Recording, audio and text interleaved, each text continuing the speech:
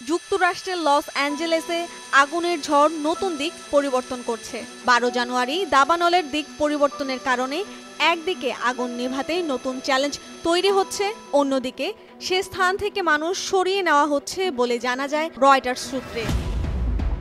এই ঘটনায় 6টি দাবানলে এখন পর্যন্ত 11 জনের প্রাণহানি ও 10,000 অবকাঠামো ক্ষতিগ্রস্ত হয়েছে।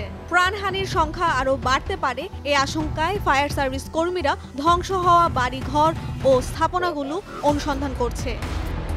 তবে এতদিন পরিস্থিতির বিপরীতে যাওয়া প্রবল সান্তা আনার বাতাস আগুন নিয়ন্ত্রণে যে বাধা সৃষ্টি করছিল, 10 জানুয়ারি শুক্রবার রাতে খানিকটা কমে আসে।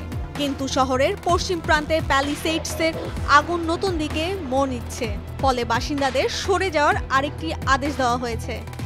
রয়টার্স জানিয়েছে প্যালিসেইডসের আগুন ব্রিটেন উডস ও সান ফার্নান্দো ভ্যালির দিকে মোড় নিয়েছে। 7 জানুয়ারি থেকে দাবানলে পড়ছে লস অ্যাঞ্জেলেস। দাবানল নতুন মোড় নেওয়ার আগে প্যালিসেইডস ও ইটেনের আগুন নেভানোর কাজ উন্নতির খবরও এসেছিল। এই দুই স্থানে দাবানল সব থেকে বেশি এলাকা জুড়ে ছড়িয়েছে। এই দুই জায়গায় আগুনের মোট 35,000 একর বা 54 বর্গ মাইল এলাকা পুড়েছে।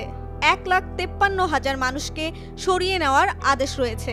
এছাড়া আরও 1,66,800 জন ঘর বাড়ি ছাড়ার সতর্কতার মধ্যে রয়েছে। খালি করা সব জায়গায় কারফিউ জারি করা হয়েছে। ন্যাশনাল ওয়েদার সার্ভিস বলছে সপ্তাহ শেষে লস অ্যাঞ্জেলেসের অবস্থার উন্নতি ঘটতে পারে। একটানা বাতাসের গতিবেগ ঘন্টায় প্রায় 32 কিলোমিটার বেগে বইতে পারে, যা 35 কিলোমিটার থেকে 50 কিলোমিটার পর্যন্ত বাড়তে পারে।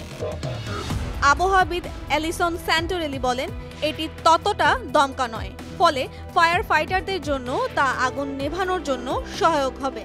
এর আগে তিনি বলেছিলেন, কম আর্দ্রতা আর শুষ্ক গাছপালার কারণে পরিস্থিতি এখনও সংকটাপূর্ণ।